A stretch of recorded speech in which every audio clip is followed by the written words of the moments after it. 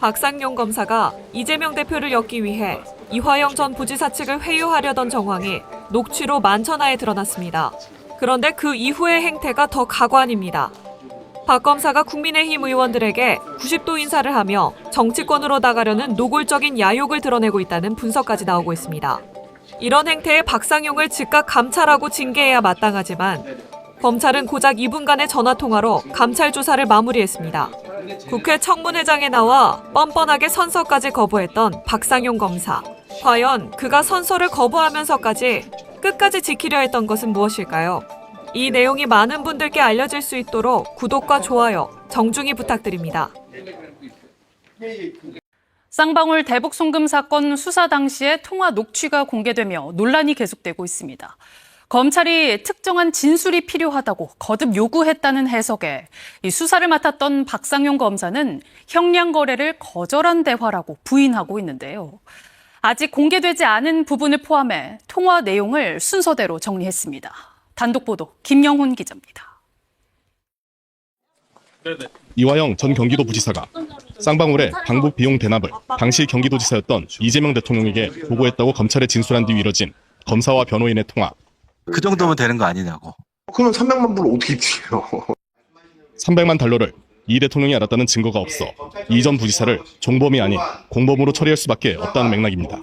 300만 불도 당연히 얘기했을 거다. 이렇게 추정으로 해가지고 가는 건데 그러면은 거기서 어떻게 이화영 씨를 종범화합니까? 그냥 공범이 되지. 지금 저기 정진상, 김용 이런 사람들도 다 공범화돼 있지 어디에 종범화돼 있는 게 있습니까? 이어서 법정까지 유지할 진술이 있어야 한다고 말합니다. 이재명 씨가 완전히 주범이 되고 이 사람이 종범이 되는 식의 자백이 있어야 저희가 그거를 할 수가 있고 지금 뭐 받은 걸로는 이게 뭐 특별하게 어떻게 이화영 씨한테 해줄 수 있을지가 제가 잘 모르겠어요. 박 검사는 이 전 부지사 측이 제안한 형량 거래를 거절하며 법리를 설명한 거라고 해명했습니다. 그런데 공개되지 않았던 대화 뒷부분에서 박 검사는 이 전 부지사의 협조 때문에 주변인 수사를 중단했다고 말합니다. 이화영 씨가 생각하는 만큼 어떤 이익을 못 받을 것 같아서 조금 다시 재편을 해야 되지 않을까 그런 생각입니다. 거기까지는 제가 전달해 볼게요. 부장님 너무 감사합니다. 좀 부탁드릴게요. 부장님 죽겠습니다. 자백할 게 아니면 차라리 다 부인하라고 말한 뒤 통화는 끝납니다. 추가 수사들을 중단을 해놓고 있으니까 검사들은 검사들대로 불만 넘치고 아무튼 제가 완전 샌드위치가 돼가지고 너무 힘든 상황이에요. 차라리 다 부인한다. 그러면 저는 그거에 맞춰가지고 이화영 씨 그냥 처리를 하면 되거든요. 법무부와 대검은 박 검사에 대한 징계 시효가 끝나기 전 관련 진상조사를 마무리하겠다고 밝혔습니다. 자, 아까 많이 증언 질의가 있었는데 진술 세미나 연어 술파티 그 수원지원 검사로서 조사했었죠. 증인 2022년 2월부터 25년 2월까지 수원지검 형사 6부에서 근무하면서 쌍방울 대북 송금 사건 수사 관여하셨죠? 예, 그렇습니다. 네, PPT 한번 띄워보세요. 자, 증인 역시도 지금 안부수와 박용철, 김성태 조서 작성 안 하고 면담한 적 있죠? 예, 그렇습니다. 네. 지금 박상용 검사와 함께 위법 수사가 문제된 시기에 함께 근무하면서 함께 대북 송금 사건을 조사한 본인이 연어 술파티 조사하는 것이 지금 적절하다고 생각합니까? 어떻게 생각하세요? 본인도 지금 조서 작성 안 하고 면담 해놓고 지금 수사과정 확인서로 지금 떼온 거 아닙니까? 지금 이때 진술 세미나가 했는지 안 했는지를 조사하는 과정에서 시간도 갔습니다. 안부수, 박용철, 김성태 동일하게 불러놓고 지금 진술 세미나를 했는지 술을 먹었는지 연어를 먹었는지 모르는 상황에서 본인이 이것을 조사하는 게 이해 충돌 아닌가요? 회피하셨어야 되는 거 아닙니까? 그때 당시에는 술파티 연어회 이게 쟁점이었기 때문에 그거에 대해서 빨리 진상 파악을 해보라는 지시가 내려와서 박상용 검사랑 친하시죠? 술도 많이 먹고. 수사할 때는 서로 네. 그랬습니다. 근데 그 대상자가 박상용 검사인데 본인이 상관으로 모시는 그 박상용 검사를 조사하는 게 참 조사 잘 했을 것 같습니다. 충실하게 잘 하셨습니까? 제 나름대로 충실히 다 했습니다. 예, 증인 좀 전에 답변하실 때 교도관들로부터 회신을 받았다는 표현을 쓰셨죠? 예, 답변을 들었다는 취지입니다. 회신을 받았다는 말을 하셨는데 예, 조사 전화로 하셨잖아요. 예, 맞습니다. 전화가 무슨 회신입니까? 아까 전진걸 그 증인도 아까 전에 예. 증언하실 때 보니까 2분 통화한 걸로 확인되던데 예, 맞습니다. 2분 통화하고 그냥 그때 전화로만 이제 확인하신 거죠? 예, 맞습니다. 정확하게 표현을 쳐주시기 바라고. 2분 이게 전화로 다른 분들도 전화로 조사하셨죠? 예, 그렇습니다. 자, 그럼 전화로 그 사안을 파악한다는 방침은 정인이 자체적으로 판단했으니까 윗선의 지시로 전화해서 파악해라라는 지시를 받고 했습니까? 신속히 그 사태를 확인해보라는 지시를 받아서 빨리 확인해야 될 필요성이 있어서 전화로 조사를 했습니다. 전화로만 조사하고 더 추가적으로 불러서 조사하거나 아니면 가서 조사한 건 없습니까? 예, 그렇습니다. 정확도는 그럼 다 이렇게 담보할 수 있었던 겁니까? 전화 조사만 해가지고. 의지가 있었던 거예요, 의지가 도대체. 감각적으로 잘 알고 있을 네. 바로 박상용 검사가 국회에서 전혀 예상치 못했죠.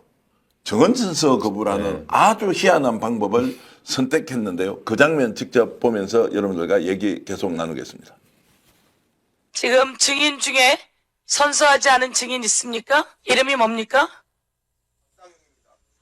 박상용 증인은 왜 선서를 하지 않죠? 그냥 이야기해 보세요. 마이크 필요 없습니다. 그 이유를 소명드려도 되겠습니까? 잠깐만요. 마이크는 가지고 오세요. 이야기 없이 증인 선서를 하지 않았는데 제가 마이크를 줄 이유가 없습니다. 법상 증인 선서 거부를 소명하도록 되어 있습니다. 법을 지켜서 진행할 수 있게 해주십시오. 자, 어제까지 분위기를 보면 정인선서 거부보다는 국회에 나가서 논쟁을 할 것이다. 네. 그리고 여러 매체에 지금 출연해서 본인이 뭔가의 증거를 가지고 있고 충분히 논리적으로 항변할 수 있다라고 했지 않습니까? 네. 오늘 왜 정인선서 거부를 했을까요? 그동안 박상용 검사가 계속해서 본인의 그 SNS에 여러 글들을 게시했잖아요. 예. 그래서 방금 말씀하신 바와 같이 오늘 국회에서는 당연히 본인이 그런 내용들을 계속 게시하고 해왔기 때문에 그 부분에 대해서 주장을 할 거라고 예상을 했는데 뜬금없이 증거 거부를 했다는 건 한 번 더 뭔가 자기에게 뭔가 어필을 하기 위한 그런 게 아닐까. 예. 예, 제가 오늘은 증거 거부하고 실질적으로 뭐 국조특위에서 진술하지 않는데 계속해서 이렇게 본인에게 뭔가 없으면은 뭔가 언젠가는 터뜨리겠다. 뭐 그런 정도의 생각이 아닐까. 본인이 뭔가 네. 터뜨리겠다. 네, 그러니까 본인이 이제 오늘은 일단 네. 작전상 저렇게 정언 거부를 했다. 네. 어떻게 보십니까? 저렇게 이제 정언 거부라는 것은 누구도 예상하지 못했는데.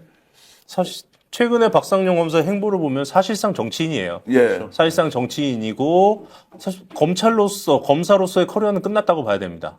뭐 검찰 이후에 다른 조직으로 바뀐다고 하더라도 이 수사 쪽에서의 커리어는 끝났다고 봐야 되고 최근의 행보는 사실상 정치인이었다라고 보면 저는 박상용 검사가 이번 국정조사 자리를 통해서 본인이 보수 쪽의 히어로로 올라서려고 했지 않았나라는 생각이 듭니다.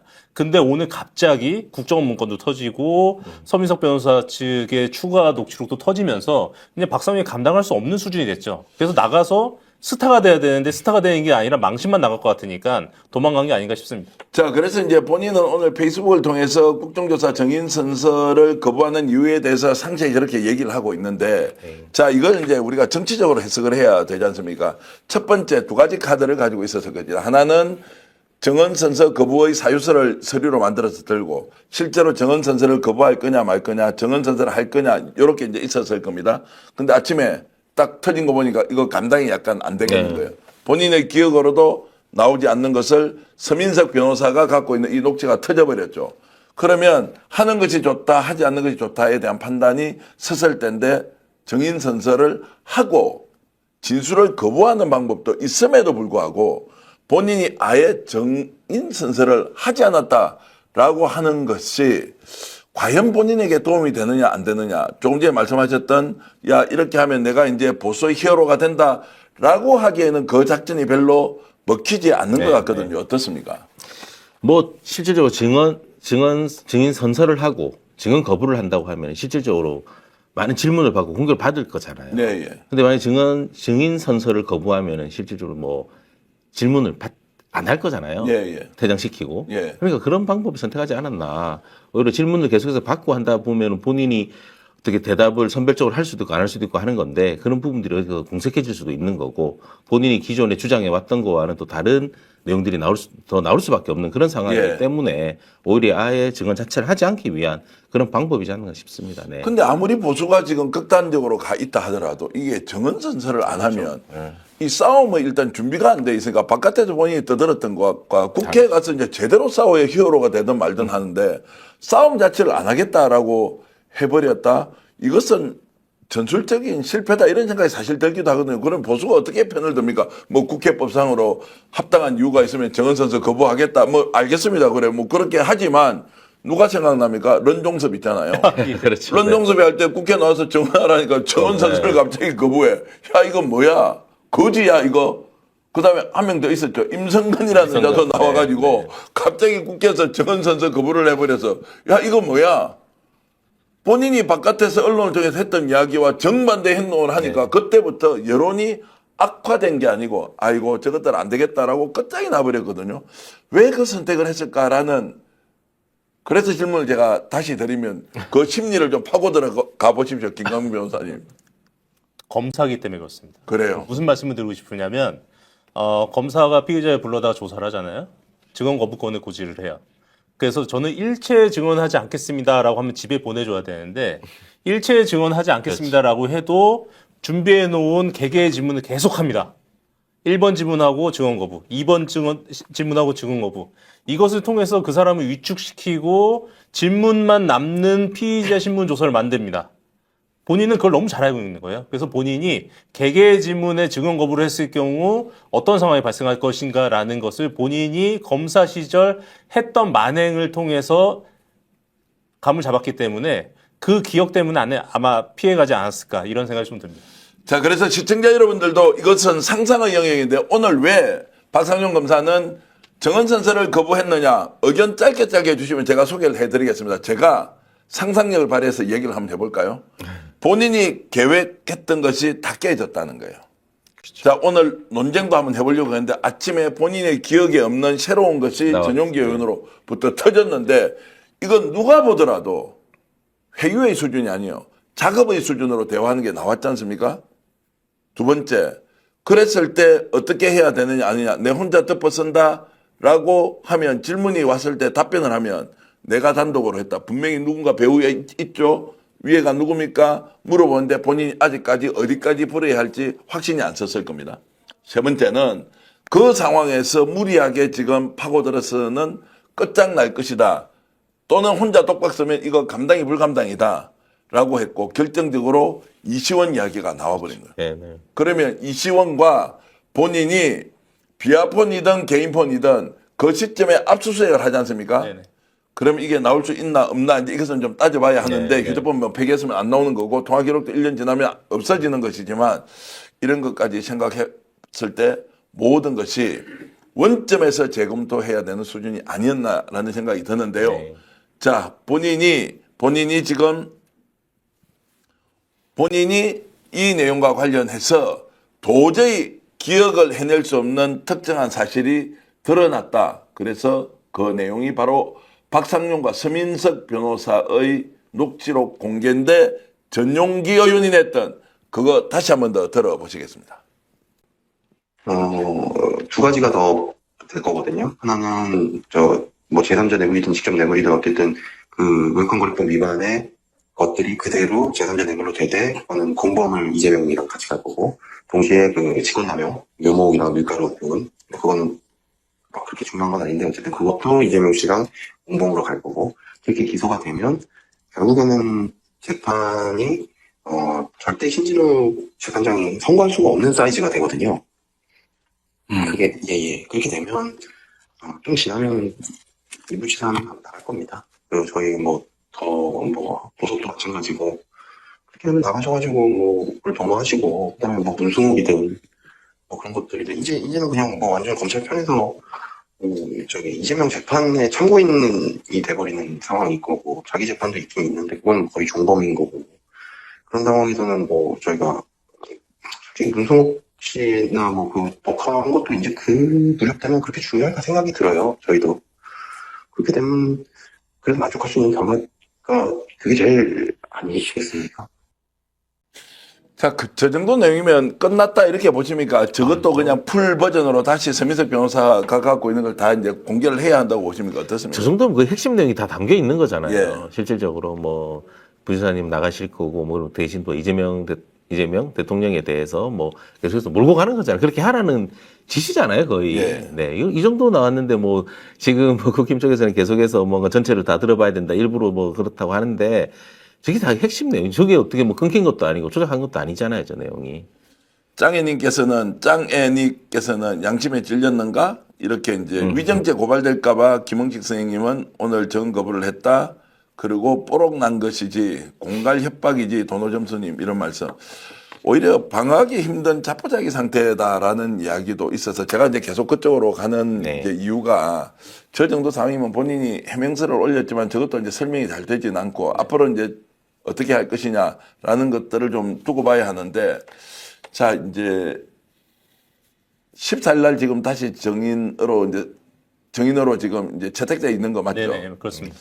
그러면 다음에 또 나옵니까? 안 나옵니까? 어떻게 할까요? 나오긴 하겠죠. 그러면서 또 정원 서서를 거부한다 아니면 정원을 한다 그때는 이거는 좀 아직까지는 우리가 판단하기 이릅니까? 14일이면 앞으로도 꽤 남았잖아요. 예. 그 사이에 더 많은 게 터질 겁니다. 더 많은 게 터진다. 예, 그러면 뭐 그때는 앉아있기도 힘든 상황이 발생하지 않을까 싶어요. 예. 더 많은 게 터진다라고 하는 것은 김광 변호사가 그런 걸 좀 알고 있기 때문에 이렇게 우리한테 좀 흘려주는 겁니까? 아니면 오늘도 어마어마하게 충격적인데 더 이상 나올 게 있다. 그 서민석 변호사가 더 많이 가지고 있는 걸로 저는 생각하고 있고요. 예. 예. 그리고 지금까지 그 공개했던 패턴을 보면 네. 예, 여기서 끝나지 않을 것 같다. 이런 생각입니다. 전용기 의원이 그러면 좀 약간 스타가 되는 겁니까? 아, 그렇죠.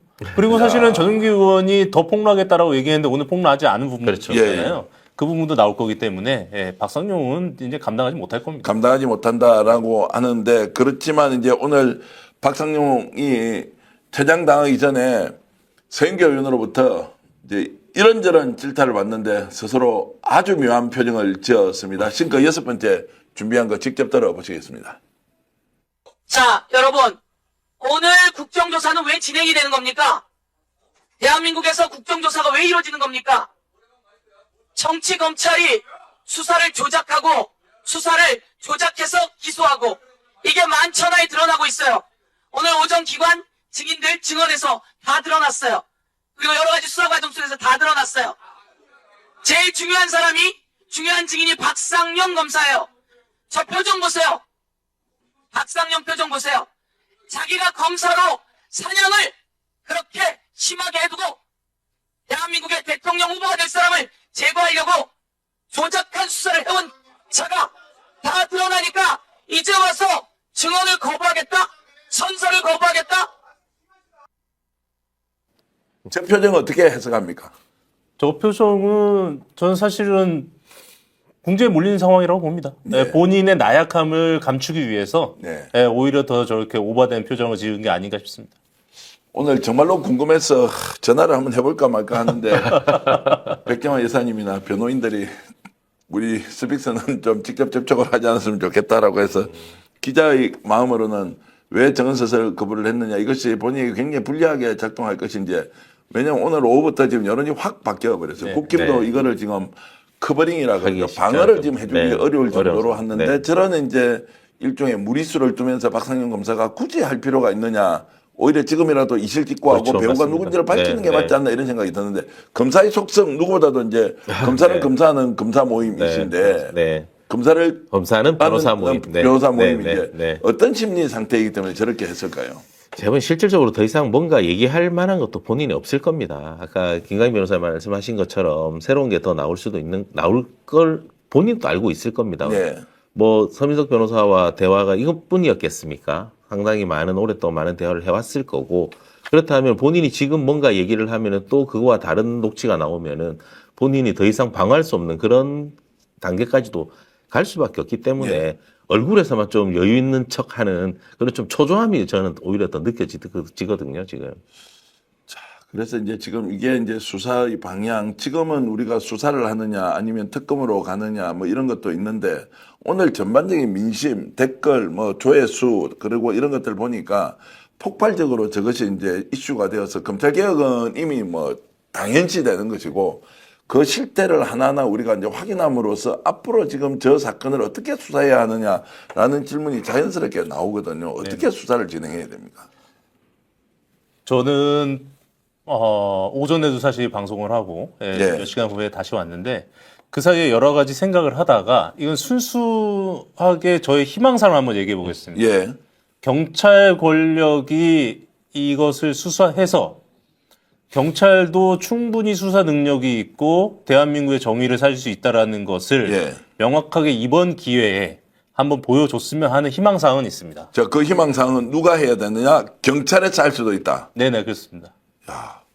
그럼 누가 결정하면 됩니까? 경찰청장이 결정하면 됩니까? 아니면 누가 결정하면 됩니까? 경찰 진짜 이거 수사 한번 해보라라고 하면. 네네. 아니, 뭐 지금 이 건 어차피 국조특위가 진행된 게 실질적으로 국정조사를 통해서 수사로 이어지기 위한 거잖아요. 이게. 예.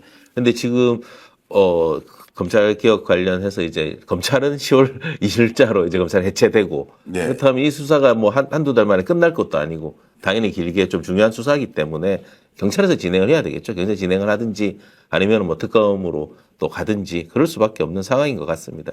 이 검찰 관련된 수사를 검찰에 맡길 수는 없잖아요, 이거는.